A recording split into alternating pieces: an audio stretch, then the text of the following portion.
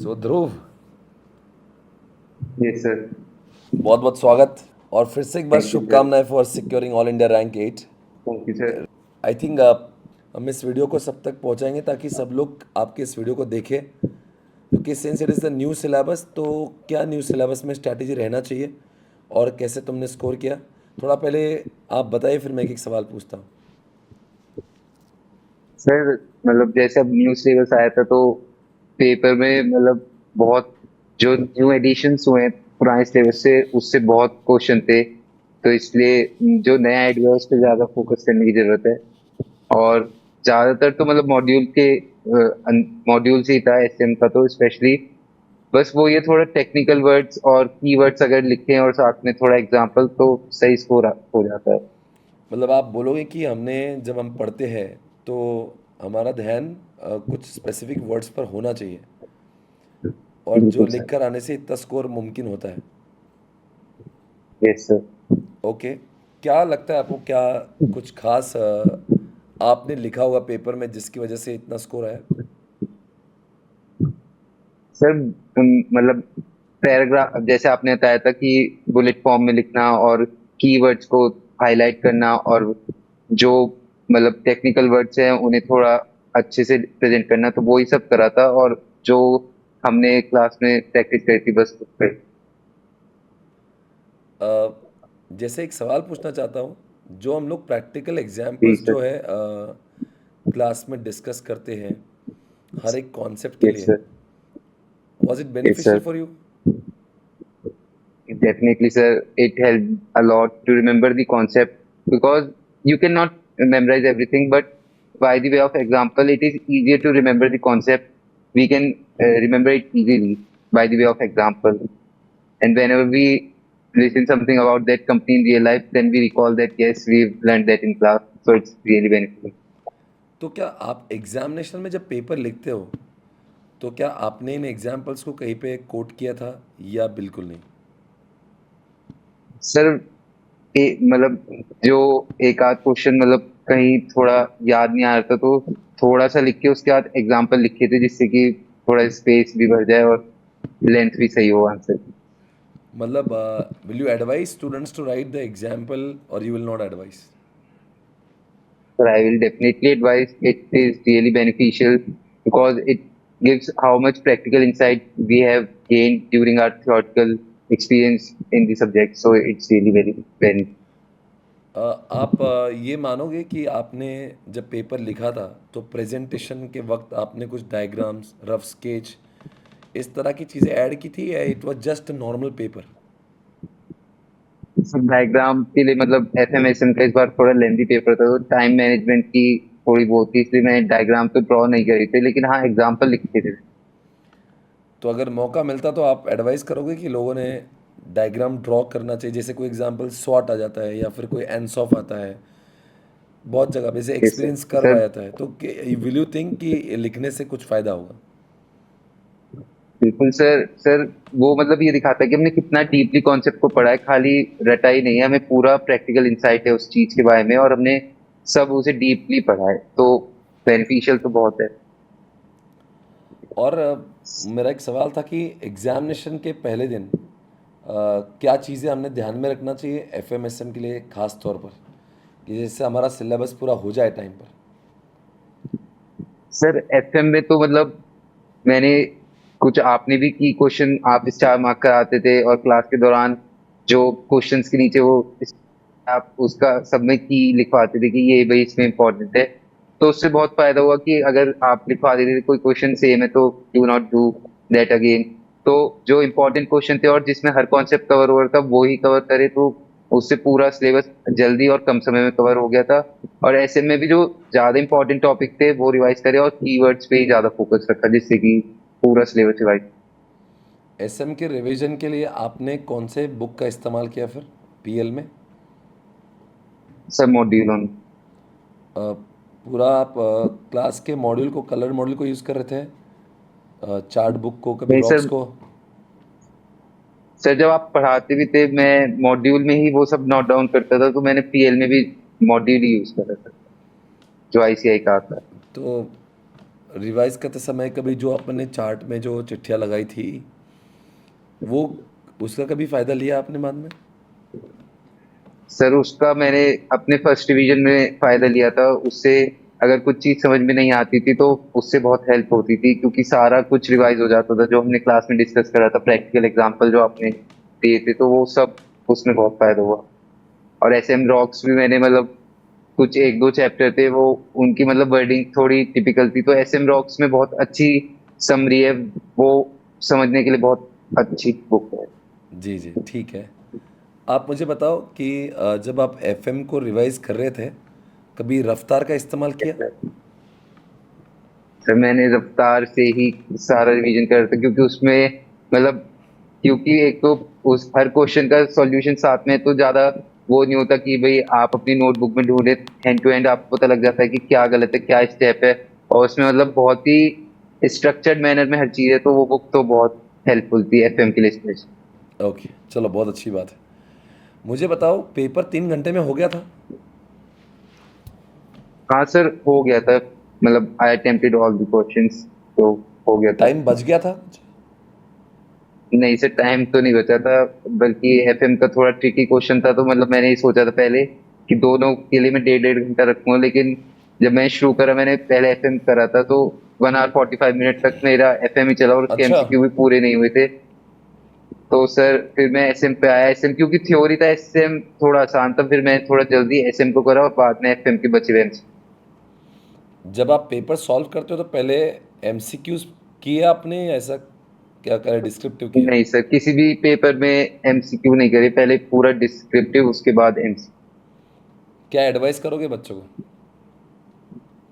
तो पहले डिस्क्रिप्टिव करना सही है, क्योंकि एमसीक्यू कभी कभार थोड़े ट्रिकी होते हैं, तो उससे पूरा पेपर के लिए कॉन्फिडेंस डाउन हो जाता है, और फिर जो आता है उसमें भी हम गलती कर सकते हैं, इसलिए। इस बार क्या डिफिकल्ट था एफएम या एसएम? सर एफएम ट्रिकी था, एसएम में क्वेश्चन नए सिलेबस से थे, तो थोड़े नए थे, देखे हुए क्वेश्चन नहीं थे, इसलिए वो थोड़ा अलग सा लग रहा था, इसलिए मतलब दोनों ही सेम से ही थे, ट्रिकी था थोड़ा।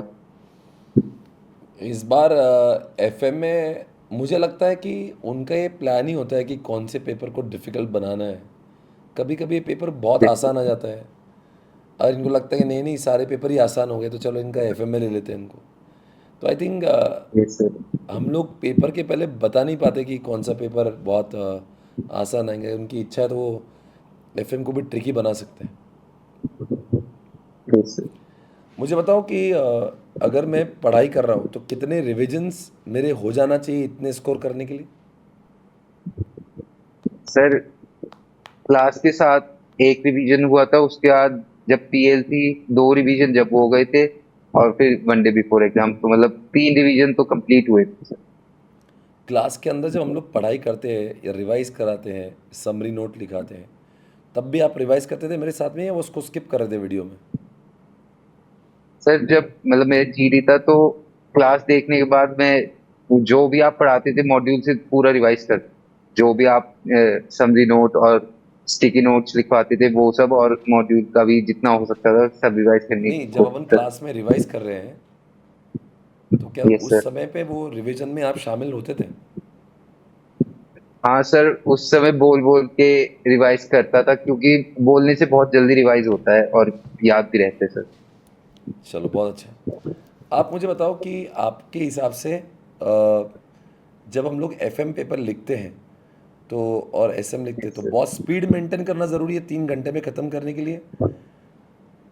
यस सर, मतलब स्पीड तो बहुत जरूरी है, क्योंकि एफएम में कुछ क्वेश्चन अगर ट्रिकी होते हैं, वो एक ही क्वेश्चन आपका पूरा टाइम ले खा सकता है, सकता है। तो इसलिए स्पीड शुरू से ही मेंटेन करनी चाहिए, जो बाद में थोड़ा बफर भी रहे। पेपर के पहले आपने टेस्ट दी थी कभी? हाँ सर वो जो आपने 5 दिन वो लगातार एफएमएसएम की पूरी सीरीज थी वो दी थी, और एक वो ही दी थी, मतलब सर वो लगातार दिए थे, तो उससे बहुत हेल्पफुल थी। वो 4-5 जो टेस्ट रखे थे उससे आपको हेल्प मिला?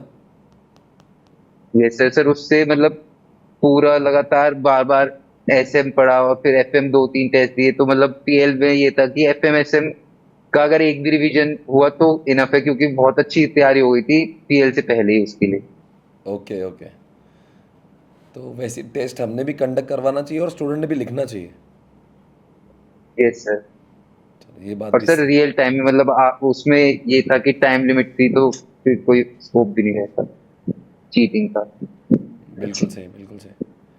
आप जब पढ़ाई कर रहे हो तो आपने एफएम का जब रिवीजन कर रहे थे तो आप रीड कर रहे थे या सॉल्व करके देख रहे थे? व्हाट वाज द स्ट्रेटेजी जब आप रिवाइज कर रहे थे?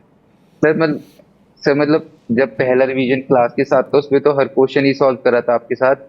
लेकिन जब पीएल में खुद से करा तो जो बहुत ही इजी क्वेश्चन आपने मार्क कराए थे उन्हें बस ये देख लिया था कि हाँ इसमें ये है और ये कॉन्सेप्ट है। लेकिन जो हार्ड क्वेश्चन थे या जो ट्रिकी क्वेश्चन थे जो आपने मार्क कराए थे वो खुद पूरे करे थे फ्रॉम स्टार्टिंग। अच्छा, तो ट्रिकी क्वेश्चन आप उसको अलग से सॉल्व कर रहे थे वापस से बार बार? ये यस सर। तो आप एडवाइस करोगे जब हम लोग पीएल में रहते तभी हमने सॉल्व करके देखना चाहिए? यस सर बिल्कुल। सर क्योंकि जितना सॉल्व करते हैं उतना ही कॉन्फिडेंस आता है। मतलब अगर कुछ पेपर में अलग से क्वेश्चन भी आ जाए तो हम कर सकते हैं, वो एक सेल्फ कॉन्फिडेंस भी बिल्ड होता है। इस बार वैसे एफएमएसएम में बहुत ज़्यादा स्कोर नहीं कर पाए लोग। अगर हम लोग सारे रैंकर्स का स्कोर भी देखते हैं तो तुम्हारा स्कोर काफ़ी अच्छा हुआ है। सर मेरा तो मतलब एफएमएसएम का बहुत अच्छा नहीं गया था। मतलब 5 पेपर जब तक मैंने दिए थे मुझे उम्मीद थी कि रैंक आ सकती है। लेकिन लास्ट पेपर के बाद तो ये था कि अगर इसमें पास हुआ तो मैं पास हो जाऊंगा, वरना शायद ग्रुप भी रह सकता है, क्योंकि एफएमएसएम थोड़ा ट्रिकी था। मेरा उतना अच्छा नहीं गया था पेपर जितना बाकी 5 पेपर गए थे, तो इसलिए। नहीं, इस बार पेपर वाकई में वो जिस ढंग से पूछा था उन्होंने, it was not the yes expected sir. Paper. बड़ा ही अजीब सा पूछा था पेपर। वैसे अटेम्प्ट हर हर बार आईसीआई एक आध दो पेपर को ऐसा करती है, बट इस बार नंबर तो एफएमएसएम का था। और आप कौन से मोड में पढ़ रहे थे? सर मेरा जीडी था। ओके। तो आप लगातार हर रोज़ देख रहे थे कैसे? सर मैं मतलब जैसे लाइव क्लास में चलता था, जिस दिन की मतलब फेस्टिवल या कुछ होता था उसी दिन की छुट्टी थी, बिल्कुल क्लास के साथ ही फॉलो करा मैं। कैसी थी क्लास? बैकलॉग नहीं रखा सर। आपके लिए क्लास कैसी थी? बोरिंग थी या इंटरेस्टिंग थी? सर क्लास तो बहुत इंटरेस्टिंग थी आपकी तो स्पेशली सर। चलो ये बात भी अच्छा है। तो जब आप यहाँ पे जब क्लास लगा रहे थे तो आपको किसने बोला था कि क्लास लगाए या आपने सर्च किया था? सर मैंने फाउंडेशन पूरा एसपीसी से लिया था, तो इसलिए मतलब रिकमेंडेशन की जरूरत नहीं थी, मैं खुद ही ऑप्ट करा। अच्छा, फाउंडेशन भी इसमें से कर रहे थे। आप कहाँ से हो? सर मोदी नगर, गाजियाबाद। गाजियाबाद से। Yes yes yes. अच्छा बढ़िया। मुझे एक थोड़ा समझाओ कि अगर आपको मैं कहूँ कि 3 टिप्स दे दो बच्चों को एफएमएसएम के सब्जेक्ट में, ये तो करना चाहिए, तो उसमें आप मुझे बताएंगे कि क्या टिप्स हमने फॉलो करना चाहिए? एफएम में तो मतलब बहुत जितने क्वेश्चन हो सके क्वेश्चन बहुत सॉल्व करने, क्योंकि एफएम में बहुत वैरायटी है क्वेश्चन की। अलग अलग क्वेश्चन इंस्टीट्यूट पूछता है, आरटीपी एमटीपी और पास्ट ईयर में भी। तो डिफरेंट टाइप के जितने क्वेश्चन हो सके उतना सॉल्व। और एसएम में एक तो कीवर्ड और फिर एसएम की राइटिंग प्रैक्टिस भी बहुत फायदेमंद रहती है। और बाकी तो सर मतलब समरी नोट्स वगैरह पढ़ के हो जाता है। ओके। चलो बढ़िया बढ़िया। तो ऐसा है ध्रुव कि यस सर। मुझे आपके बोलने से समझ में आ रहा है कि कम से कम 3-4 रिवीजन तो होना ही चाहिए। Yes sir. क्या आसानी से रिकॉल हो जाता है फिर एग्जामिनेशन में? सर यस, फिर तो सर ये होता है कि सामने बुक ही आ जाती है कि हाँ इस पेज पे ये लिखा था, एसएम में तो खासकर। ठीक ठीक, समझ आ रहा है, समझ आ रहा है। मुझे पर्सनली फील होता है कि एसएम सब्जेक्ट में बहुत ज़्यादा रिवीजन की ज़रूरत होती है। Thank you sir. Theoretical subject में रिविजन्स हो जाती है तो फिर कॉन्फिडेंस बढ़ जाता है। Yes sir. सही है, सही है। और लास्ट में एक क्वेश्चन पूछना चाहूँगा कि एफएमएसएम सब्जेक्ट में क्या स्टूडेंट चाहता है तो क्या वो मतलब इसमें एग्जामेशन लाना क्या बहुत आपके लिए डिफ़िकल्ट काम है, या कोई स्टूडेंट मेहनत करे तो आ जाएगा एफएम? क्योंकि ग्रुप 2 में हमारे पास कॉस्टिंग होता है, ऑडिट होता है और एफएमएसएम होता है, तो सिर्फ बहुत स्कोरिंग कुछ बचता नहीं है उसमें। कॉस्टिंग अकेला ही सब्जेक्ट है, यस सर।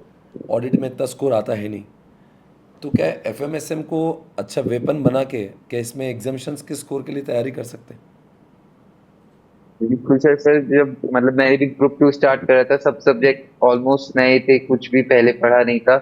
तो मतलब पहले सबसे पहले जब आप क्लास देखी उसके बाद टारगेट ये था कि एफएमएसएम में तो 90 प्लस आराम से स्कोर हो सकता है। बहुत मतलब अपने वाला सब्जेक्ट लगा सर। एक तो आपको पढ़ाने का तरीका भी बहुत ही अच्छा था, और वैसे भी सर एफएम और एसएम में मतलब क्योंकि पूरा ना थियोरेटिकल सब्जेक्ट है ना पूरा प्रैक्टिकल, तो दोनों का मिक्स है, तो इसलिए बहुत फायदा होता है और अच्छा स्कोर कर सकते हैं, आराम से एग्जामिनेशन स्कोर हो सकती है। मतलब ये सब्जेक्ट हमारे लिए एक वैल्यू एडिशन क्रिएट कर सकता है ग्रुप टू के पॉइंट ऑफ व्यू से। यस सर, बिल्कुल सर। चलो बहुत अच्छे बहुत अच्छे। Thank you for coming on this show.